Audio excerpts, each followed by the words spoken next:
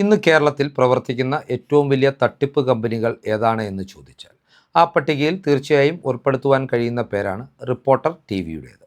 Reporter T വിയുടെ ഉടമകളായിട്ടുള്ള Augustine സഹോദരങ്ങൾ കോടിക്കണക്കിന് രൂപ വ്യാപ്തിയുള്ള മുട്ടിൽ മരമുറി അടക്കമുള്ള അനവധി തട്ടിപ്പ് കേസുകളിൽ പ്രതികളായിട്ടുള്ളവരാണ്.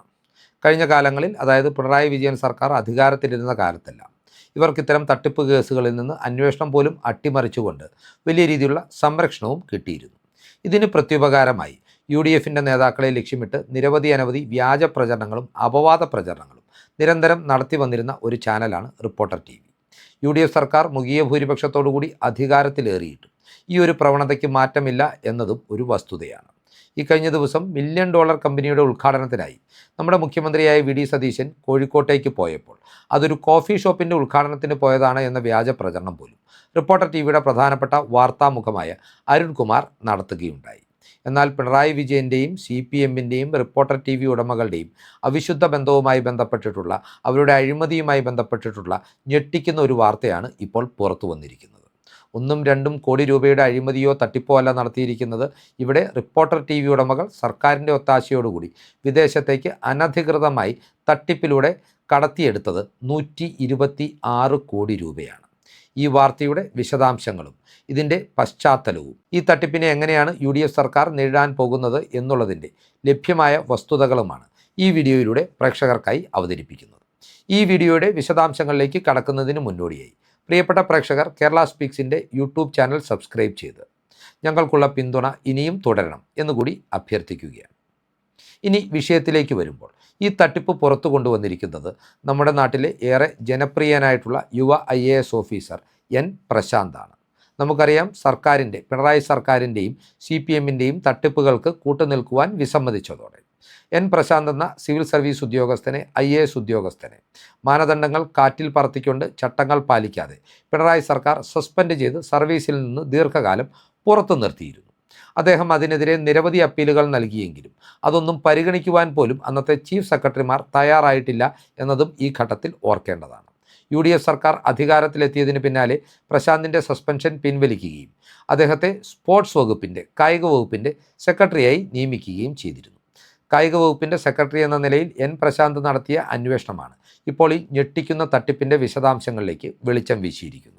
നാം ഓർക്കുന്നുണ്ടാവും, 2ാം പിണറായി സർക്കാരിൻ്റെ അവസാന ലാപ്പിൽ കേരളത്തിൽ വ്യാപകമായ ഒരു പ്രചരണം സർക്കാർ സംവിധാനങ്ങളും CPMും ചേർന്ന് നടത്തിയിരുന്നു. ആ പ്രചരണത്തിന് ആക്കം കൂട്ടുവാനായി അവർക്കൊപ്പം നിലയുറപ്പിച്ചിരുന്നത് റിപ്പോർട്ടർ ടി വിയാണ്. ഏതാണ് ഈ പ്രചാരണം എന്ന് ചോദിച്ചാൽ, ലയണൽ മെസ്സിയുടെ നേതൃത്വത്തിലുള്ള അർജൻറ്റീന ഫുട്ബോൾ ടീം കേരളത്തിലെത്തുമെന്നും ഇവിടെ ഒരു അന്താരാഷ്ട്ര സൗഹൃദ മത്സരം നടത്തും അല്ലെങ്കിൽ കളിക്കും എന്നുമുള്ള പ്രഖ്യാപനമായിരുന്നു. ഇതിനുവേണ്ടി പണം മുടക്കുന്നതിനായി സർക്കാർ, അതായത് സംസ്ഥാന സർക്കാർ സ്പോൺസറായി കണ്ടെത്തിയത് റിപ്പോർട്ടർ ബ്രോഡ്കാസ്റ്റിംഗ് കോർപ്പറേഷനെയായിരുന്നു, അല്ലെങ്കിൽ റിപ്പോർട്ടർ ടി വിയുടെ മാതൃ സ്ഥാപനത്തെയായിരുന്നു. ഇവിടെയാണ് യഥാർത്ഥത്തിൽ തട്ടിപ്പ് നടന്നിരിക്കുന്നത്. ഒരു ഘട്ടത്തിൽ പോലും അർജൻറ്റീന ഫുട്ബോൾ അസോസിയേഷനുമായി ഇതുമായി ബന്ധപ്പെട്ട് കാര്യക്ഷമമായ ഒരു ചർച്ചകളും നടന്നിട്ടില്ല എന്നാണ് ഇപ്പോൾ N പ്രശാന്തിൻ്റെ അന്വേഷണത്തിൽ കണ്ടെത്തിയിരിക്കുന്നത്. പിന്നീട് എന്താണ് യഥാർത്ഥത്തിൽ സംഭവിച്ചത്? ഇവിടെ ഇത്തരമൊരു വ്യാജ പ്രചരണം നടത്തിക്കൊണ്ട് മലയാളികളെ തെറ്റിദ്ധരിപ്പിച്ചുകൊണ്ട് 126 കോടി രൂപ കേന്ദ്ര സർക്കാരിനെ പോലും ഈ തട്ടിപ്പിൻ്റെ ഭാഗമാക്കി നിർത്തിക്കൊണ്ട് റിപ്പോർട്ടർ ടി വി ഉടമകൾ വിദേശത്തേക്ക് കടത്തിയിരിക്കുകയാണ്. അർജൻറ്റീന ഫുട്ബോൾ അസോസിയേഷന് നൽകുവാനുള്ള പ്രതിഫലം എന്ന നിലയിലാണ് ഈ 126 കോടി രൂപ ഇവർ വിദേശത്തേക്ക് കടത്തിയിരിക്കുന്നത്. എന്നാൽ അർജൻറ്റീന ഫുട്ബോൾ അസോസിയേഷനിലേക്കല്ല ഇവർ ഈ പണം കൈമാറിയിട്ടുള്ളത്. നേരെ മറിച്ച് അർജൻറ്റീന എന്ന രാജ്യത്തേക്ക് പോലുമല്ല, അമേരിക്കയിലുള്ള ഒരു കമ്പനിയിലേക്കാണ് ഇവർ ഈ പണം കൈമാറിയിട്ടുള്ളത്. അർജൻറ്റീന ഫുട്ബോൾ അസോസിയേഷനുമായി തങ്ങൾ കരാറിൽ ഏർപ്പെടുവാൻ പോകുന്നു എന്ന് കേന്ദ്ര സർക്കാരിനെ സംസ്ഥാന സർക്കാർ തെറ്റിദ്ധരിപ്പിച്ചതിൻ്റെ ഫലമായിട്ടാണ് ഇത്തരമൊരു വിദേശ നാണ്യ ഇടപാടിന് റിപ്പോർട്ടർ ടി വിക്ക് അനുമതി ലഭിച്ചത്. അതുകൊണ്ട് തന്നെയാണ് ഇത് പിണറായി വിജയൻ്റെ കൂടി അറിവോടുകൂടി കഴിഞ്ഞ സർക്കാരിലെ ഉന്നതന്മാരുടെ ഒത്താശയോടുകൂടി റിപ്പോർട്ടർ ടി വി ഉടമകൾ നടത്തിയ ഒരു തട്ടിപ്പാണെന്ന് നമുക്ക് ഉറച്ചു പറയുവാൻ സാധിക്കുന്നത്. ഇനി അമേരിക്കയിലേക്ക് ഇവർ പണം കൈമാറിയിട്ടുള്ള കമ്പനി ഏത് എന്ന് ചോദിച്ചാൽ, അവിടെ സാമ്പത്തിക ക്രമക്കേടുകളുടെ പേരിൽ അന്വേഷണം നേരിടുന്ന അർജൻറ്റീന ഫുട്ബോൾ അസോസിയേഷൻ ഇതിനോടകം ബന്ധം വിച്ഛേദിച്ചിട്ടുള്ള ഒരു കമ്പനിയിലേക്കാണ് ഇവർ ഇത്തരത്തിൽ പണം കൈമാറിയത്. ഈ തട്ടിപ്പ് യഥാർത്ഥത്തിൽ ആരംഭിക്കുന്നത് 2023 ജൂലൈ മാസത്തിലാണ്. കളമശ്ശേരി ആസ്ഥാനമായി പ്രവർത്തിക്കുന്ന ഗോട്ട് ആൻഡ് ഗ്ലോബൽ എന്ന കടലാസ് കമ്പനി സംസ്ഥാന സർക്കാരിന് ഒരു കത്തയക്കുന്നു. അർജന്റീന ടീമിനെ ഇവിടെ എത്തിക്കുന്നതിനുള്ള പണം മുടക്കുവാനും മറ്റ് പ്രവർത്തനങ്ങൾ നടത്തുവാനും തങ്ങൾ സന്നദ്ധരാണ് എന്നറിയിച്ചുകൊണ്ടാണ് ഇത്തരം ഒരു സ്ഥാപനം സംസ്ഥാന സർക്കാരിന് കത്തയക്കുന്നത്. എന്നാൽ ഇപ്പോൾ നടത്തിയ അന്വേഷണത്തിൽ വെളിവാകുന്നത് ഈ കത്തയക്കുന്നതിന് കേവലം 20 ദിവസം മുമ്പ് മാത്രം 1 ലക്ഷം രൂപ മൂലധനം കാണിച്ചുകൊണ്ട് രജിസ്റ്റർ ചെയ്യപ്പെട്ടിട്ടുള്ള ഒരു കടലാസ് കമ്പനിയാണ് ഇത് എന്നുള്ളതാണ്. അതിനേക്കാൾ വലിയ തട്ടിപ്പ് എന്ന് പറയുന്നത് ഇപ്പോൾ പണം കൈമാറിയിട്ടുള്ള സ്പോൺസർമാരായിട്ടുള്ള റിപ്പോർട്ടർ ബ്രോഡ്കാസ്റ്റിംഗ് കോർപ്പറേഷൻ്റെ അതേ മേൽവിലാസത്തിൽ തന്നെയാണ് ഈ കമ്പനിയും അന്ന് രജിസ്റ്റർ ചെയ്തത്. ഈ കടലാസ് കമ്പനിയിലൂടെ പണം കൈമാറുവാൻ ശ്രമിച്ചാൽ ഒരുപക്ഷെ കേന്ദ്ര ഏജൻസികളുടെ പിടിവീഴുമെന്ന സംശയത്തിൻ്റെ അടിസ്ഥാനത്തിലാവാം പിന്നീട് കടലാസ് കമ്പനിയെ മാറ്റി നിർത്തിക്കൊണ്ട് റിപ്പോർട്ടർ ബ്രോഡ്കാസ്റ്റിംഗ് കോർപ്പറേഷനിലൂടെ ഈ പണം കൈമാറിയത്. ഏതൊക്കെയാണെങ്കിലും ഈ പണം അർജന്റീന ഫുട്ബോൾ അസോസിയേഷന് ലഭിച്ചിട്ടില്ല എന്ന് ഏറെക്കുറെ ഉറപ്പിക്കുവാൻ കഴിയും. കാരണം ഇത്തരത്തിൽ യാതൊരു സ്ഥിരീകരണവും അവർ ഇതുമായി ബന്ധപ്പെട്ട് നടത്തിയിട്ടില്ല. അതുപോലെ തന്നെ അർജന്റീന ഫുട്ബോൾ അസോസിയേഷനുമായി ഔപചാരികമായി ഏതെങ്കിലും ഒരു ചർച്ചകൾ കേരള സർക്കാരോ കേരള സർക്കാരിൻ്റെ കായിക വകുപ്പോ റിപ്പോർട്ടർ ടിവിയോ നടത്തി എന്നുള്ളതിൻ്റെ യാതൊരുവിധ രേഖകളും ഇതുവരെ ഈ അന്വേഷണത്തിനിടയിൽ കണ്ടെത്തുവാൻ സാധിച്ചിട്ടില്ല. സർക്കാർ ഫയലുകളിൽ ഇതുമായി ബന്ധപ്പെട്ടിട്ടുള്ള ഒരു രേഖകളും ഇല്ല എന്നുള്ളത് മാത്രമല്ല, കേവലം 2 ഇമെയിലുകൾ മാത്രമാണ് ഈ ഇടപാടിനൊക്കെയുള്ള ആധാരമായ സർക്കാർ ഡോക്യുമെൻറ്റുകൾ എന്ന് പറയുന്നത് തന്നെ. ഈ 126 കോടി രൂപ കൈമാറുമ്പോൾ 22 കോടി രൂപയിലധികം സംസ്ഥാന സർക്കാരിൻ്റെ ഖജനാവിലേക്ക് GST അടയ്ക്കേണ്ടതുണ്ട്.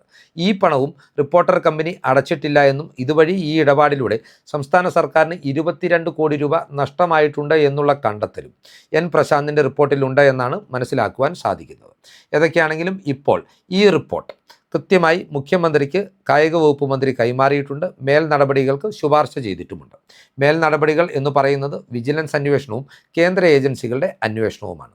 അതിനാൽ തന്നെ മുഖ്യമന്ത്രി VD സതീശൻ തീർച്ചയായും രമേശ് ചെന്നിത്തലയെ കൂടി കൺസൾട്ട് ചെയ്യാതെ ഈ കാര്യത്തിൽ ഒരു തീരുമാനം എടുക്കില്ല എന്ന കാര്യത്തിലും തർക്കം വേണ്ട.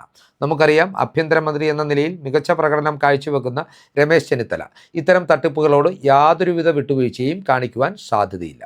മുഖ്യമന്ത്രി VD സതീശനെ സംബന്ധിച്ചിടത്തോളം തനിക്കെതിരെ നിരന്തരം വ്യാജ പ്രവർത്തനം നടത്തുന്ന റിപ്പോർട്ടർ ടിവിയെ പൂട്ടിക്കുവാനുള്ള ഏറ്റവും മികച്ച അവസരമായി അദ്ദേഹവും ഇത് കണ്ടുകൂടായികയില്ല. അങ്ങനെ സംഭവിച്ചാൽ ഈ ഒരു വിഷയത്തിൽ സംസ്ഥാന വിജിലൻസിൻ്റെയും കേന്ദ്ര ഏജൻസികളുടെയും സത്യസന്ധമായ ഒരു അന്വേഷണം നടന്നാൽ ഇവിടെ കുടുങ്ങുവാൻ പോകുന്നത് റിപ്പോർട്ടർ ടിവിയുടെ ഉടമകളായിട്ടുള്ള തട്ടിപ്പുകാരായിട്ടുള്ള അഗസ്റ്റിൻ സഹോദരങ്ങൾ മാത്രമാവില്ല. കേരളത്തിൻ്റെ മുൻ മുഖ്യമന്ത്രിയായിട്ടുള്ള ഇപ്പോഴത്തെ പ്രതിപക്ഷ നേതാവ് പിണറായി വിജയനും CPM-ൻ്റെ ഉന്നത നേതാക്കളും മുൻ കായിക വകുപ്പ് മന്ത്രി അബ്ദുൾ റഹ്മാനും അടക്കമുള്ളവർ ഈ തട്ടിപ്പിൻ്റെ പ്രതിപട്ടികയിലേക്ക് എത്തും എന്ന കാര്യത്തിലും തർക്കം വേണ്ട. ഏതൊക്കെയാണെങ്കിലും ഇത്തരമൊരു അന്വേഷണം സത്യസന്ധമായി നടക്കേണ്ടത് കേരളത്തിൻ്റെ ആവശ്യമാണ്. കാരണം മലയാളികളുടെ ഫുട്ബോൾ വികാരത്തെ ചൂഷണം ചെയ്തുകൊണ്ട് ഒരു വ്യാജ വാർത്ത പ്രചരിപ്പിച്ചുകൊണ്ട് അതിൻ്റെ പേരിൽ 126 കോടി രൂപയാണ് ഇവർ വിദേശത്തേക്ക് കടത്തിയിരിക്കുന്നത്.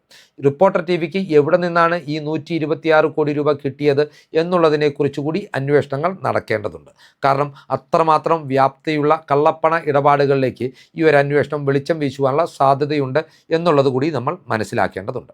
ഇനി സത്യസന്ധമായ അന്വേഷണം നടത്തിയാൽ എന്തൊക്കെയായിരിക്കും സംഭവിക്കാൻ സാധ്യതയുള്ളത് എന്നതുകൂടി നാം പരിഗണിക്കേണ്ടതുണ്ട്. റിപ്പോർട്ടർ ടിവിയുടെ ഭാഗമായി നിൽക്കുന്ന മാധ്യമപ്രവർത്തകരുൾപ്പെടെ മാനേജ്മെൻറ്റ് ടീമിലുള്ള സകലരും ഈ അന്വേഷണത്തിൻ്റെ പരിധിയിൽ വരും. സ്വാഭാവികമായും ഇത്തരമൊരു തട്ടിപ്പിൻ്റെ പ്രാഥമികമായ വിവരങ്ങൾ ലഭ്യമായാൽ ഉറപ്പായും റിപ്പോർട്ടർ ടിവിക്ക് പൂട്ട് വീഴുന്നതിലേക്ക് കാര്യങ്ങൾ എത്തും എന്ന കാര്യത്തിലും തർക്കം വേണ്ട.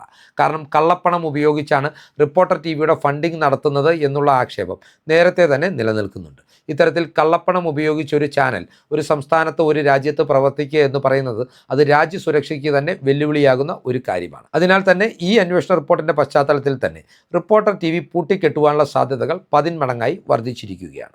ഇനി അഗസ്റ്റിൻ സഹോദരങ്ങളുടെ കാര്യത്തിലേക്ക് വരുമ്പോൾ മുട്ടിൽ മരമുറി ഉൾപ്പെടെയുള്ള തട്ടിപ്പുകളിലൂടെയും മറ്റ് ഹവാല ഇടപാടുകളിലൂടെയും ഇവർ സമാഹരിച്ച പണമായിരിക്കാം ഒരുപക്ഷെ ഇത്തരത്തിൽ അർജന്റീന ഫുട്ബോൾ അസോസിയേഷന് കൈമാറുവാൻ എന്ന പേരിൽ അമേരിക്കയിലേക്ക് കടത്തിയിട്ടുള്ളത്. ഇതിലൊരു പക്ഷേ കഴിഞ്ഞ സർക്കാരിൻ്റെ ഭാഗമായിട്ടുള്ള മുതിർന്ന രാഷ്ട്രീയ നേതാക്കളുടെ പിണറായി വിജയൻ ഉൾപ്പെടെയുള്ള മുതിർന്ന രാഷ്ട്രീയ നേതാക്കളുടെ അഴിമതി പണം അല്ലെങ്കിൽ ക്രമവിരുദ്ധ സമ്പാദ്യവും ഉണ്ടായിക്കൂടായികയില്ല. ഒരുപക്ഷേ ഈ ഇടപാടുകൾ ഒക്കെ തന്നെയും റിപ്പോർട്ടർ ഉടമകളുടെയും അതുപോലെ തന്നെ കേരളത്തിലെ പ്രമുഖ രാഷ്ട്രീയ നേതാക്കളുടെയും അവിഹിത സമ്പാദ്യങ്ങൾ നിയമപരമായ ഒരു മാർഗത്തിലൂടെ വിദേശത്തേക്ക് കടത്തിയെടുക്കുവാനുള്ള ശ്രമങ്ങളുടെ ഭാഗമായി നടന്നിട്ടുള്ള ഒരു ഓപ്പറേഷനും ആയിരിക്കാം. എന്തൊക്കെയാണെങ്കിലും ഇവിടെ കേന്ദ്ര സർക്കാരിനും നിർണായക റോളുണ്ട്. കേന്ദ്ര സർക്കാരും റിപ്പോർട്ടർ ടിവിയോട് ഒട്ടും അനുഭാവപൂർണ്ണമായിട്ടുള്ള നിലപാട് സ്വീകരിക്കുവാൻ സാധ്യതയില്ല. കാരണം സംസ്ഥാന BJPയുടെ അധ്യക്ഷനായിട്ടുള്ള നേമം MLA മുൻ കേന്ദ്രമന്ത്രി രാജീവ് ചന്ദ്രശേഖർ തന്നെ റിപ്പോർട്ടറിനെതിരെ വലിയ നിയമയുദ്ധങ്ങൾ നയിക്കുന്നുണ്ട്. ഏതൊക്കെയാണെങ്കിലും റിപ്പോർട്ടർ ചാനലിൻ്റെ ഉടമകളായിട്ടുള്ള അഗസ്റ്റിൻ സഹോദരങ്ങളും അവർക്കൊപ്പം പിണറായി വിജയനും മുൻ സ്പോർട്സ് മന്ത്രി അബ്ദുറഹ്മാനും വരെ ജയിലിലേക്ക് പോകുവാനുള്ള സാഹചര്യങ്ങളാണ് ഇപ്പോൾ രൂപപ്പെട്ടുകൊണ്ടിരിക്കുന്നത്. ഇനി ഇവിടെ വേണ്ടത് ആർജവമാണ്. ആ ആർജവം കാണിക്കേണ്ടത് സംസ്ഥാനത്ത് ഇപ്പോൾ ഭരണം നടത്തുന്ന ഭരണകൂടമാണ്. അതിൻ്റെ നേതൃത്വത്തിലിരിക്കുന്നവരാണ്. തീർച്ചയായും വി.ഡി. സതീശനും രമേശ് ചെന്നിത്തലയും ഉൾപ്പെടെയുള്ള മന്ത്രിമാർ ഈ ആർജവം കാണിക്കുവാൻ കെൽപ്പുള്ളവരാണ്. അവർ കാണിക്കാതിരിക്കുമെന്ന് വിശ്വസിക്കേണ്ട കാര്യമില്ല.